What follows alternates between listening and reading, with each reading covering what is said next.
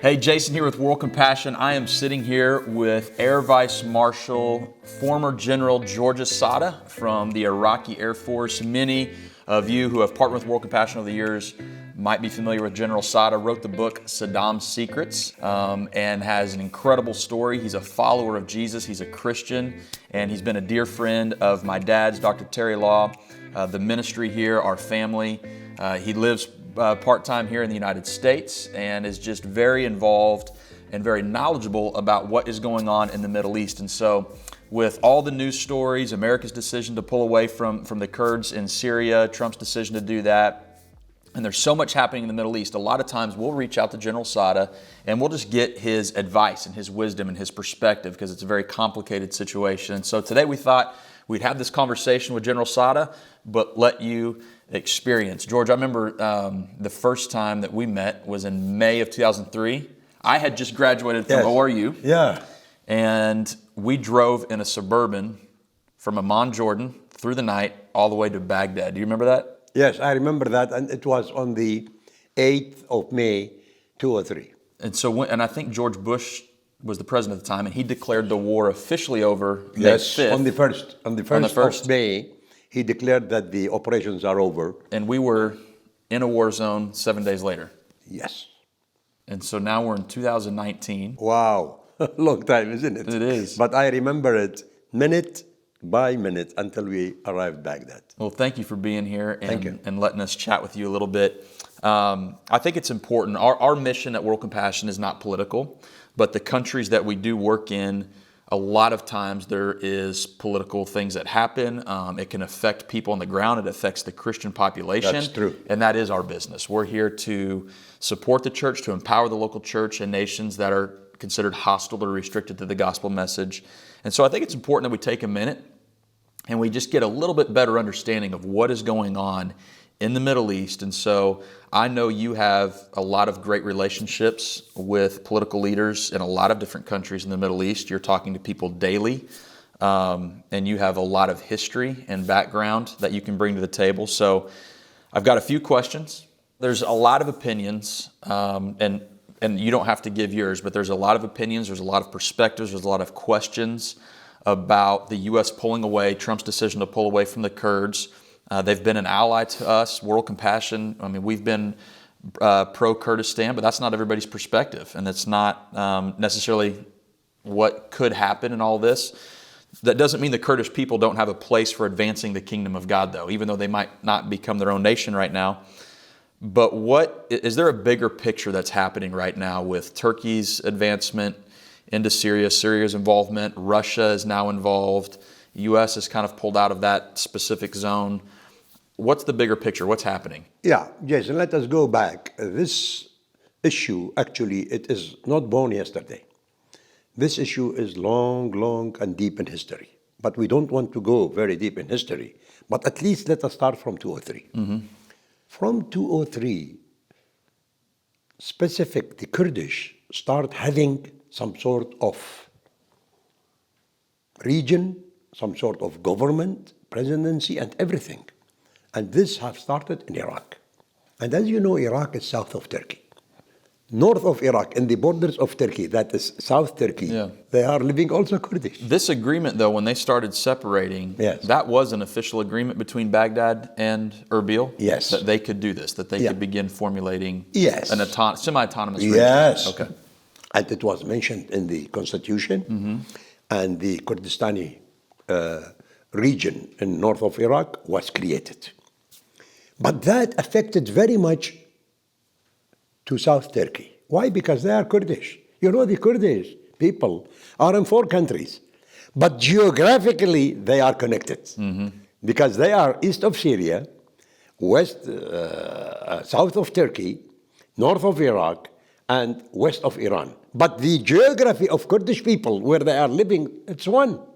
So they continue marry with each other, go to each other even without visas, without anything. It's mountains. And these people are very free to visit their relatives are everywhere. And that is why this issue will continue.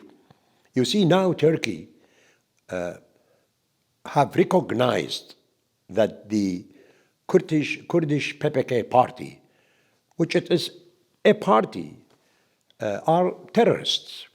And why do they? It's important, I think, for people to understand why do we think Turkey feels that way towards them? Okay, you see, Turkey look to their security.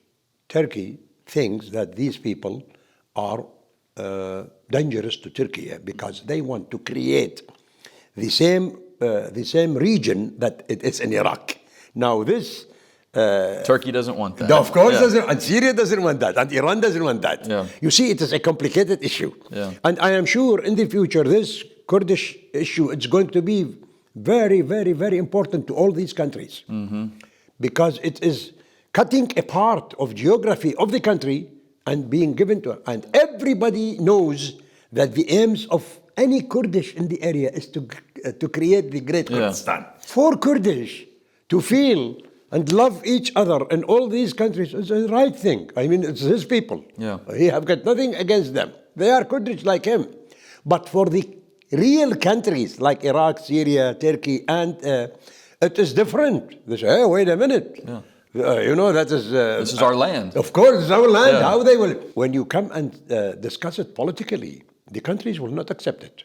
For example, neither Syria, nor Turkey, nor Iran accept the same thing for the Kurdish, which have happened in Iraq. And so Turkey feels because the Kurdish people want to take this land inside of Syria, they're advancing towards the Kurdish goal of seeing a greater Kurdistan, and they're afraid that's going to influence the Kurds in Turkey. That's that true. could take some of their land. So That they're is trying true. to prevent that from happening, and this is why Turkey has the perspective Plus that they're terrorists. Plus to that, Jason, the Turkish fighters, PPK fighters, are taking peacefully hiding in these areas. You see, today, the Turkish F-16 are attacking Iraq, north of Iraq, Kurdistan. Why? Because the PPK, when they are retreated in the mountains in South Turkey, where they go? They move south. When they move south, they will enter Iraq. In this case, Iraqi Kurdish, they are their people. Yeah. They are protecting them, feeding them, give them everything because, at the end of the day, they love them. But they then are their Turkey's nation. still attacking. So Turkey will say, hey, wait a minute, our enemy now is having safe haven in Iraq. Therefore, we will follow them. They are followed them by F-16s, and they are hitting them. Now, this is creating another new problem because this north of Iraq, which calls Kurdistan, is Iraq. Yeah, so now Iraq's thinking you're attacking our Therefore, land. the Prime Minister of Iraq must say something that Turkish airplanes are attacking Iraqi territories. So it is happening. Same thing is happening. And so you see, there is a strategy in security.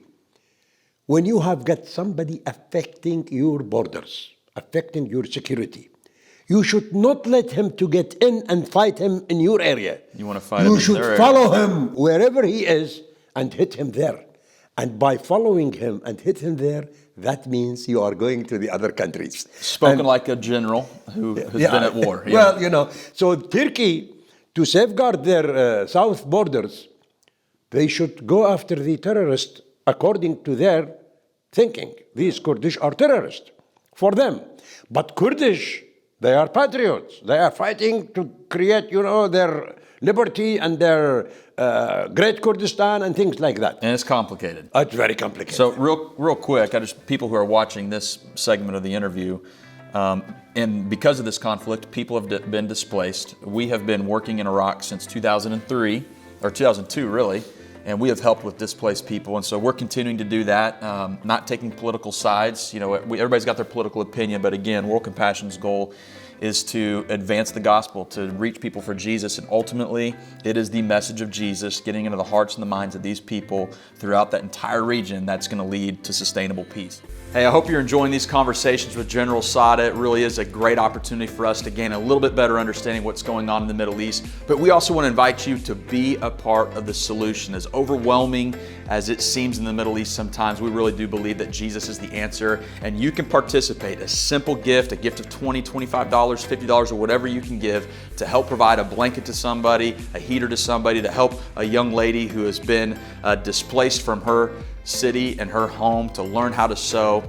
Your giving makes a difference in the lives of these people, empowering the local church there to help build relationships with the people and introduce them to Jesus, who is the answer. So you can give right here on our website if you want to. We can't do this work without you. It is people like you who are giving, partnering with what we're doing with the church over there, that makes this happen. We love you guys. We appreciate you. Thanks for standing with us.